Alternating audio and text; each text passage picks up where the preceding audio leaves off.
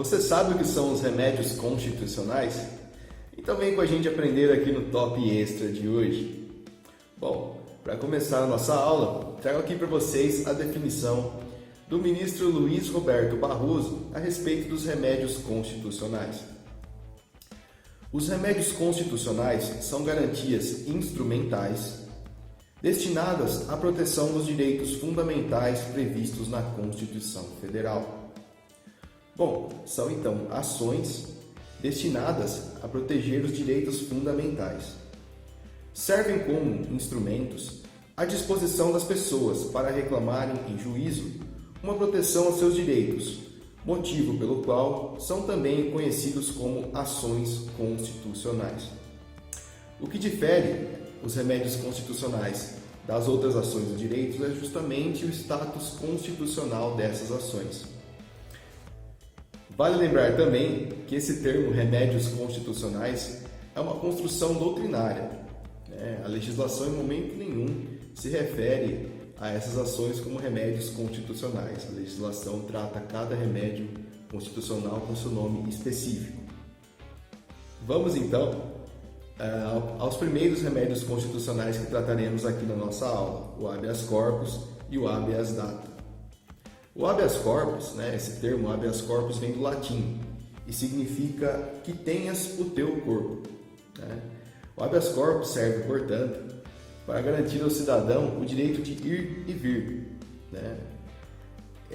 justamente para proteger a liberdade de locomoção, quando ela estiver ameaçada ou restringida por abusos de poder ou ilegalidades. Um exemplo de habeas corpus foi em 2009, quando o ex-presidente Michel Temer foi acusado de alguns crimes, por denúncia do Ministério Público, e o seu advogado ele impetrou o habeas corpus para que ele pudesse responder em liberdade a esses crimes. Existem duas formas de habeas corpus. Ele pode ser habeas corpus preventivo ou habeas corpus liberatório. O habeas corpus preventivo, como nesse exemplo que eu citei do ex-presidente Temer, ele era usado para proteger, para prevenir que venha a acontecer alguma ameaça à liberdade. E o habeas corpus liberatório, ele serve para quando a liberdade já foi cerceada, certo? Vamos então ao nosso segundo remédio constitucional, o habeas data. O habeas data ele veio justamente com a Constituição de 88, marcando uma redemocratização do país. Ele serve para garantir o acesso à informação sobre a pessoa, sobre o impetrante, em arquivos ou bancos de dados de entidades governamentais ou públicas. Um exemplo que pode ser citado no habeas data é quando o impetrante precisa de informações na ABIN, trazendo aqui uma autoridade pública como exemplo, ou no SPC, o Serviço de Proteção ao Crédito, como uma entidade pública aqui. Vale ressaltar que o habeas data é personalíssimo, valendo somente para as informações do impetrante. Vale ressaltar também que o habeas data ele serve justamente naquelas situações onde a informação já foi negada previamente. E hoje em dia, com a lei de acesso à informação, o habeas data ele não tem tanta utilidade assim, jurídica. Vamos então ao terceiro remédio constitucional dessa aula, o mandado de segurança. Vou ler para vocês a definição legal, depois faremos alguns apontamentos.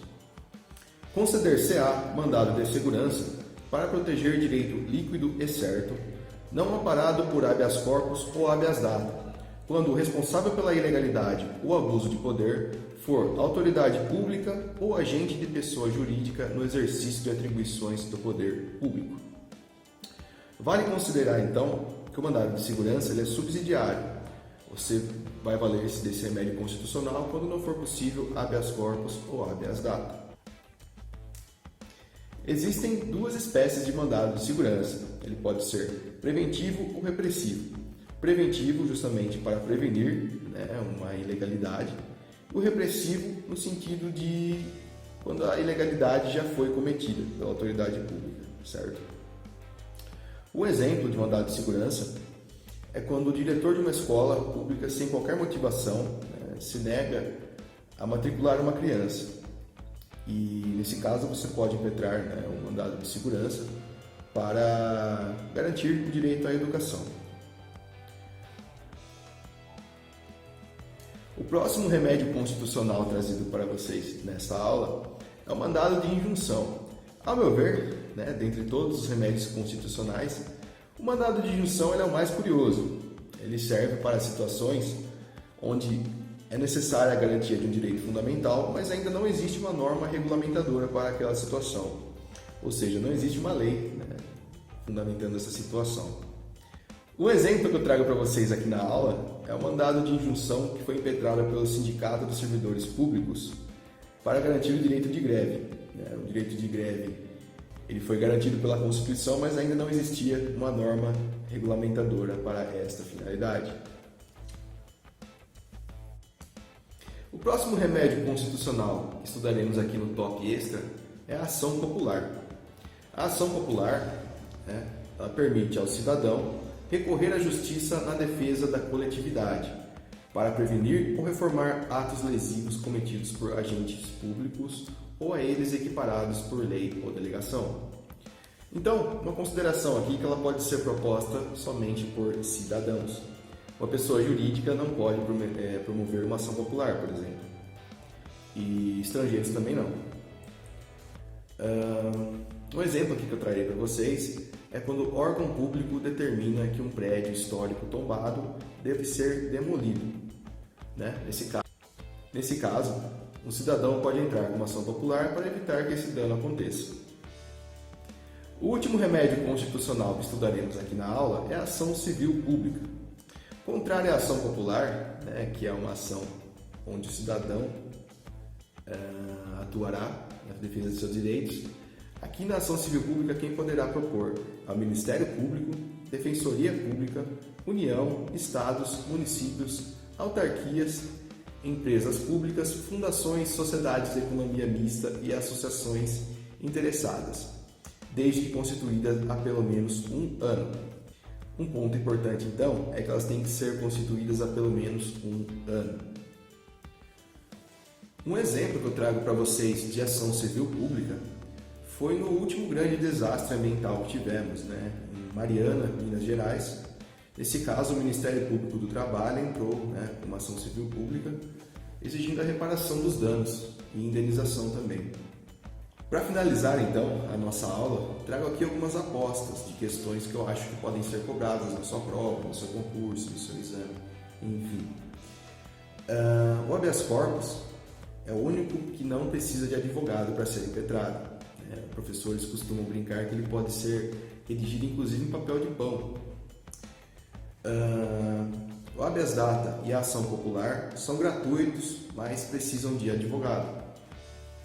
Já os mandados, o mandado de segurança e o de injunção, não são gratuitos e precisam de advogado.